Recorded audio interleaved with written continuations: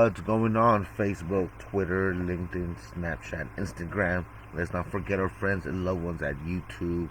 It is your host, your friend, your partner, Mr. Alchemist, Mr. Raise Your Frequency, Mr. No Real Estate Investor and Trader Left Behind. I've been getting asked a lot of questions, and excuse the chart. The only reason why I have a chart is so you guys can have something to look at as you listen to this information. Um, because we are gonna have some information that needs to go past the Facebook algorithms.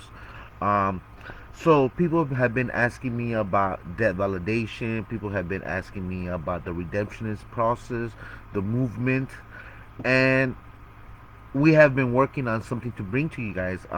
We are gonna have our mentor and our mentor. This has been our personal mentor since 2006. And he's going to explain to you why the reason why a lot of people have not gotten results when they have done their accepted for value, when they have sent their bonds to the treasury, because there is a process, there is a way to do it, and sometimes people don't truly understand it. On the workshop that we're setting up, we are going to take you step by step by step, that by the time you're done, you'll be able to do a lot of this great things that you have heard. So, without that being said, let's jump straight to the call. Today we're going to be talking about the redemption process. Yep, you heard it, the redemption process with debt elimination. And we want to talk about why the redemption process doesn't work or hasn't worked for most people, and what they can do to rectify the deficiencies or defects in the administrative process. So, we'll start off typically with, let's just say a mortgage issue. And this, again, relates to citizenship.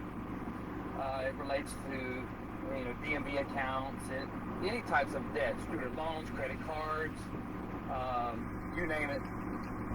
In this credit trust system we live in, the administrative process is about the only way to rectify the problem. It's been implemented incorrectly, though, and that's why it's got a bad rap. Oh, don't do that, it doesn't work. I've done that, didn't get anything accomplished. I lost my house, and I got a judgment against me in the courts. But the thing is, what you have to understand is the foundation in which you rely on is the position that you take as it relates to the debts that are laid upon you that you've been named as a surety or guarantor for. So we'll start off by just quickly readdressing the administrative process. You have also known as the conditional acceptance for value, and it's all state of mind, state of acceptance, and it starts with your mind. So it's no different than a Verizon cell phone bill for $100 or a $100 Federal Reserve note. They're both obligations of debt, but for some reason most people accept the $100 bill as income, and they'll accept the Verizon cell phone $100 bill as a liability when they're both obligations of debt. And it's all an acceptance. Do you accept it for value, or do you accept it for liability? So the conditional acceptance is based on an acceptance and full performance of the terms outlined in the agreement that the parties entered into. For example, in your mortgage contracts, there's a lot of issues there about people try to address about non-disclosure and things like that. But really what it comes down to is whether or not the parties involved are actually a party of interest to bring a claim or speak for or collect on behalf of a third party or subsequent party. And 99% of the time they are not authorized to collect on that debt, nor are they empowered to speak for or collect on behalf of those third parties. That's a Rule 17 violation dealing with ratification and commencement of an action. And when an action is filed in the courts are there simply to settle a controversy between two or more parties as it relates to an obligation, whether it be a contractual agreement civilly or a criminal case, which you are bound to perform, under the statutes and codes of the respective states that you reside or that you may be transient to. Again, depending on the status that you choose. But the administrative process is, as it relates to mortgages, and again, this is no different than redrafting your obligation as a surety or guarantor as a citizen. The mortgage issue, for example, is, say, Bank of America is bringing a claim against you for a default. Typically, what we would do before we even start the administrative process is we would basically look for, through title search, whether or not there was robo-signers, whether or not the obligation, the bonded obligation, and the bond that secures the repayment of the obligation, whether or not it's been separated from the contracts and sold to a third or subsequent party as an investor who is ultimately sold and or transferred that asset to another party. Where the dog goes, the tail must follow. So if the bonds that secure the repayment of the obligation is no longer the property of the party bringing the claim, then there's a violation of Rule 17 for them failing to ratify to commence the proper action for the courts to settle. So before you even start the administrative process, which is like a conditional acceptance for value for certain points and proofs of claim that you ask them to provide, they look at this document and say, this is not enforceable. We don't have to answer this shit. Well, yes and no.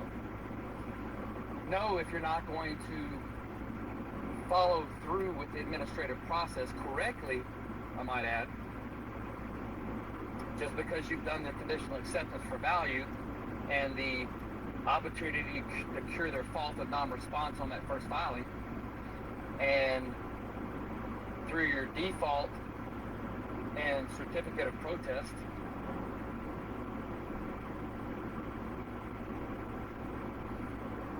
most people file the conditional acceptance for value with the lender, with a servicing corporation, or both, followed by the 3-day opportunity to cure your fault and acceptance of the contract, and followed by the notice of default and certificate of protest issued by the presenter, being a notary public who presented the first, second, third mailings. And once that's done, that's basically comprises your administrative process. And if you don't go through the administrative process, then you have failed to state a claim upon which relief can be granted, and the courts will deny you. So, as it relates to a mortgage, there is a regulatory agency who you have to lodge a complaint with first, and that would be HUD, for example. But before you do that, why ask HUD to take your word for anything? And typically they won't. They'll look at the contract and say you have an obligation to pay under this contract. You fail to do so, therefore you're in default, and this case is closed. So before you open a case with HUD, one might consider performing a securitization analysis on the mortgage account itself to find out the global identifier number as it relates to the securities that were sold and pooled with other like investments for securing that repayment of the obligation. Those bonds were written as if you did it with power of attorney in a mortgage. And so basically you have a bonded obligation equal to the amount of the payoff through maturity of that debt, whether it be 15 years, 30 years, whatever. Fixed, adjustable, matters not. So what's happening is they're trying to collect on the contract, but the bond that secured the repayment of that obligation has been sold to a third party or subsequent party, and they are no longer able to claim a security interest in collecting on the obligation. At best, they are servicers without the authority to collect in behalf of that investor. And truly, the only party that can bring a valid claim under Rule 17 for ratification and commencement of an action against a homeowner would be the investors in the mutual fund that the bonds find themselves pooled with other like investments. So rather than have HUD just agree with you, why not perform a securitization analysis to locate the transfer and reassignment of that obligation, show who owns it, where it's being traded on the open market,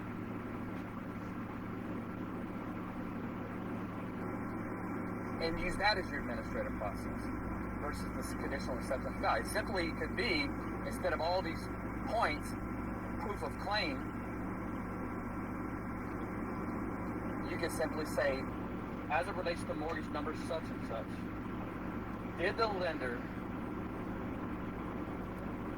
or proof of claim that the lender did not sell the bonds that secured the repayment of the debt to a third or subsequent party, which ultimately ended up in a mutual fund that is being publicly traded.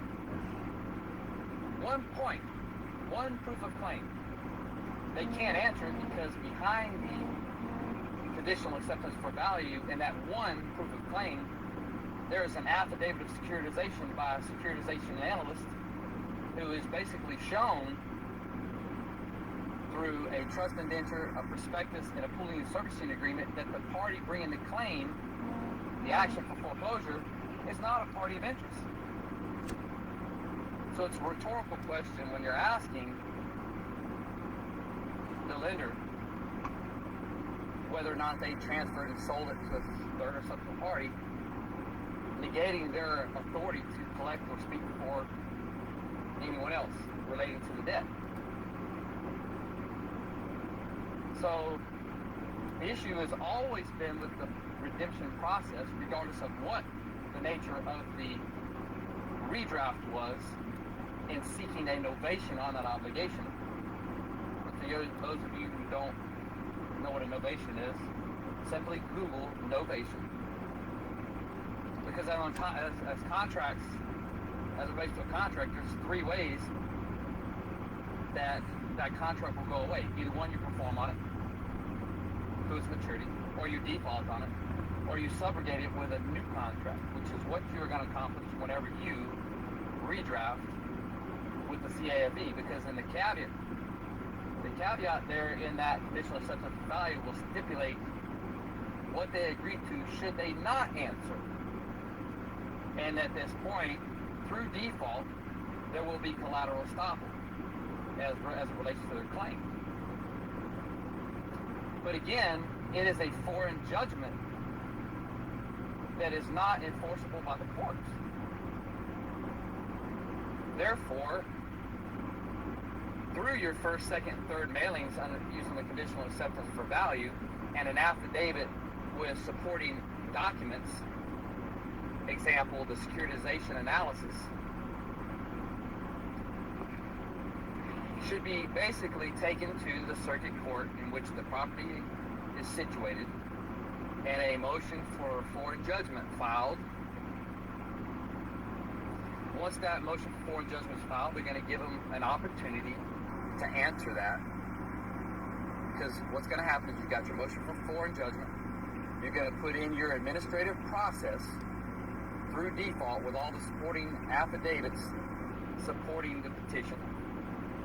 The conditional acceptance for value administrative process will be Exhibit A, for example, securitization analysis, Exhibit B, all of which will be outlined in the affidavit in support of the motion for foreign judgment. They won't answer. They can't. And when they don't, you will have a foreign judgment in the record. Still think you can enforce that? Think again. It's still foreign. Pursuant to your state statutes and your local court rules, you can research through Cornell's database, law.cornell.edu, check the appropriate state, the local court rules section, as well as the state probate code for the respective state in which you reside or are transient to. You will need to move to domesticate the foreign judgment so that it can be recognized and ruled on and enforced in the courts locally. It's what everybody's been missing. Redemption process doesn't work. Conditional acceptance for value, blah, blah, blah. Fuck that, it sucks, it doesn't work, I got in trouble. You know, okay. You have to have a cognizable document in the court for them to rule in your favor. Now again, collateral estoppel. They try to come into court after the fact, it's already a done deal. This is not an issue when you have all the evidence to support your position and you domesticate the document. At this point, you simply only need to move under the action filed against you with a motion to dismiss, supported by an affidavit that is outlined in where exhibits are outlined in that affidavit in support of the motion to dismiss, and those exhibits are the foreign judgment which has been domesticated in that jurisdiction. Judge, we're not here to determine whether I owe or whether I do not owe. They have already, there is estoppel, there is a judgment, it has been domesticated, there's an affidavit in support of my position as it relates to all the evidence that supports that position. But we're not even going to address those because it's already a done deal. We're not opening up this case and let them argue again. Anything they say, that is irrelevant. We are here for one thing only: to dismiss this case pursuant to a judgment previously established in the court. For example, a bankruptcy issue. If you went through the administrative process that relates to a mortgage and you're in bankruptcy, just notice of intent to institute remedy via bankruptcy is enough to allow discovery without even filing. Just the notice of your intent to do it. This is the proper time to seek discovery through the conditional acceptance for value process. Get them into default, foreign judgment filed, domestication thereof of that judgment.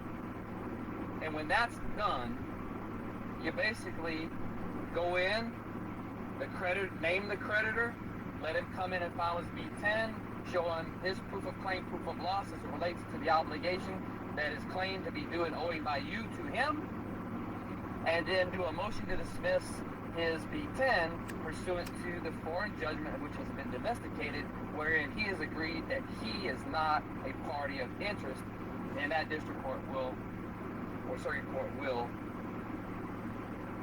dismiss his B-10. What you're not asking the court to just take your word for it and take your side. You're empowering them to make a decision that is beneficial to you pursuant to the scandalous nature of the fractional reserve banking system and how money is created, how loans are drafted, the sureties, how the surety and guarantors become liable on those obligations, and the fact that these lenders are double, triple, and quadruple dealing and making 3 to 4 times the value, if not more, than what the total payoff is through maturity.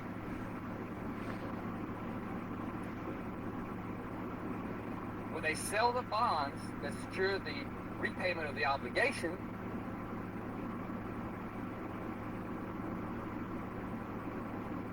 they hold the funds because they're not just doing it with one, they've got several, hundreds. The monies they receive from selling the bonds are held in trust and eventually invested in the same mutual funds in which the bonds are being publicly traded. So not only are they making interest income on the investment, they're making money on the payments. That's just one way extra they're making money. If you like just giving it to them, just keep bending over, let them stick it to you, and stay the debtor slave that you are. But having the understanding of what they're doing, number one, is the key. Number 2 is finding out what to do about it. And number 3 is getting off your ass and doing something about it.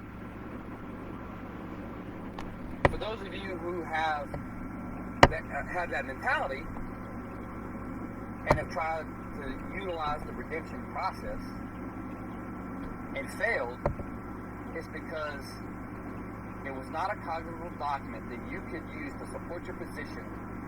The party bringing the action was not the party members. That's the way it's always been, and that's how it will always be in this credit trust system.